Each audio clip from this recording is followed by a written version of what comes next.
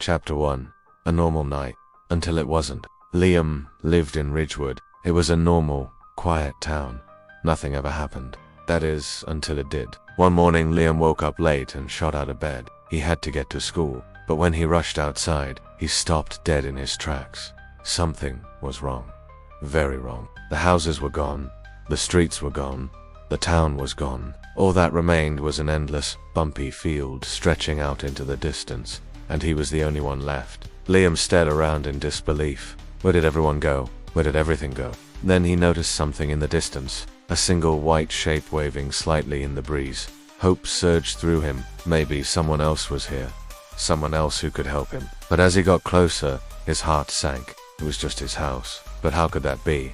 What happened to the town? To his parents? To his friends? Then he remembered. Last night he had been playing video games with his best friend, Sarah, but she had started acting weird, like something was wrong. Then she had abruptly ended the call, telling him to stay inside, whatever he did.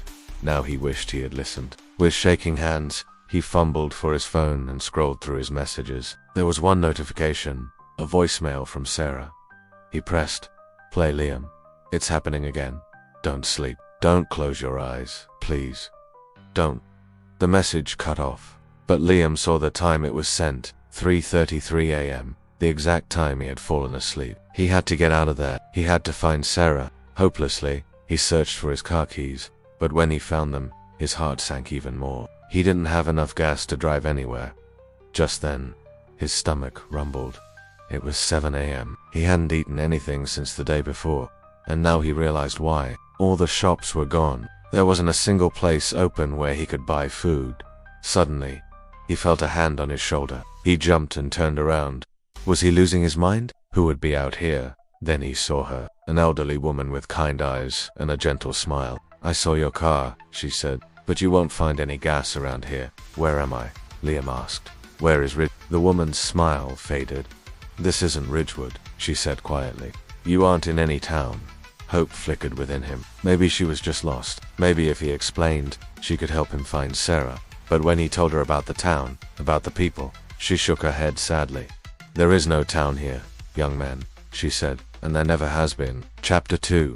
The last message. Desperation surged through him. He had to get out of here, find another car, find some answers. When he drove outside the town's borders, he pulled out his phone and checked the map. But when he looked for Ridgewood, his blood ran cold. It wasn't there. No street view, no directions, no records. As if it was never there, he drove for hours. The sun beat down on him and his phone died. But finally, he found a gas station. Maybe they could help him. Maybe they knew something. An old man was sitting behind the counter. Excuse me, Liam asked, but have you seen a town nearby? It's called Ridgewood. The man's eyes widened. Ridgewood, he whispered. You mean the cursed town? What? Cursed town? Liam asked, his voice shaking. Where is it? The man stared at him for a long moment. Here, he finally said, pointing to a spot in the distance. But don't go there. It's not safe. Liam thanked him and rushed outside. He had to see for himself. But when he approached the spot, his heart sank. It was just an empty field. He couldn't believe it. How could this be? How could the town have vanished? Then he remembered Sarah's last message. This wasn't the first time it had happened. Every 50 years, Ridgewood disappeared overnight. No one remembered it was there. But every time, one person was left behind. They had 1 year to figure out what happened to their town, who destroyed it, why. If they failed, Ridgewood returned and the survivor disappeared instead. He had exactly 365 days. The clock was already ticking. Chapter 3. A town that shouldn't exist.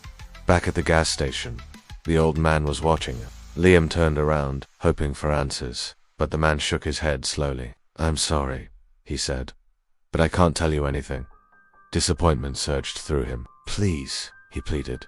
I need your help. I have to find my friend. She might be out there somewhere. The man sighed, then nodded towards a nearby table. Sit down, I'll make us some coffee. We need to talk. Liam sat down, hope flickering within him. Finally, someone who knew something. But as the man poured the coffee, he hesitated. Tell me. The man began cautiously. Do you remember when you were little? Hearing strange stories about your town, about what happened all those years ago. Liam thought for a moment. Yeah, he said slowly, but it all sounded so crazy. People disappearing. A cursed town. It seemed impossible. The man nodded. That's because they wanted you to forget, to pretend it never happened. But I never forgot. I remember everything. He took a deep breath. Ridgewood has disappeared before. Every 50 years, it vanishes from the face of the earth, leaving no trace. No one remembers it was even there. And each time, one survivor is left behind. Someone from the town. Someone who remembers. Liam stared at him, shocked. Was this true? Was that why he felt like something was wrong?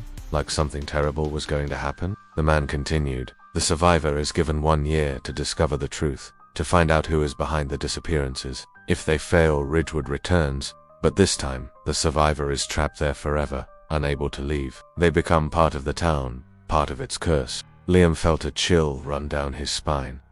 Was this real? Was that why Sarah had warned him not to sleep? Was this why Ridgewood had disappeared again?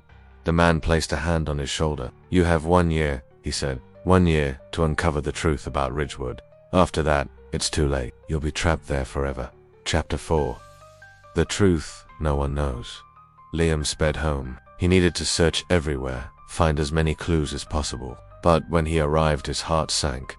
There was nothing left, not a single clue. Then he remembered the old man's words. People had forgotten about Ridgewood. They had pretended it never existed. So he went to the library.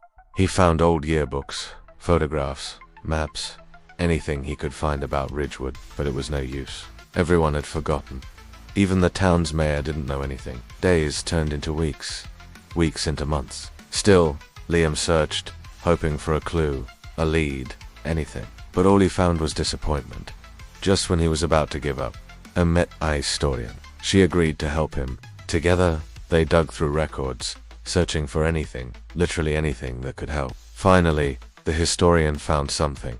A diary. Its pages were brittle with age, but its words were clear. It was the story of Ridgewood, the story of its curse. Each time it disappeared, a new family was chosen. They would move to Ridgewood, live normal lives until 1 year before the town's next disappearance. Then terror would strike. Their memories would be wiped clean. Only one person would be left behind. Someone who remembered. Someone who was cursed. But why? Why was this happening? And who chose the families? Then they found an inscription in the back of the diary. The ritual must be stopped. It read, if we fail, Ridgewood will fall. Again and again, the curse will repeat itself, trapping our souls. They had to find the ritual. They had to stop it. Suddenly, the historian gasped. The old mill, she whispered. That's where they performed the ritual. When they reached the mill, they saw a group of figures standing around a stone altar. They were chanting in unison, their voices echoing strangely. The leader turned around. His eyes were filled with dark power. You shouldn't be here, he said, his voice echoing ominously. This is no place for outsiders. Why are you doing this? The historian demanded. Why are you destroying these families, taking away their memories? The leader smiled coldly. Because it brings us power, he said. Power over life, power over death. Liam stepped forward. Stop it, he whispered, his voice shaking. The leader turned his piercing gaze on Liam. You shouldn't be here, he repeated, his voice like ice. Leave now before it's too late. Liam knew he couldn't stop them. He was out of time. But then an idea struck him. Quickly, he took out his phone and started recording. Determined to expose them, he had one chance. Would it be enough? To uncover the truth and break the curse. Watch the next chapter.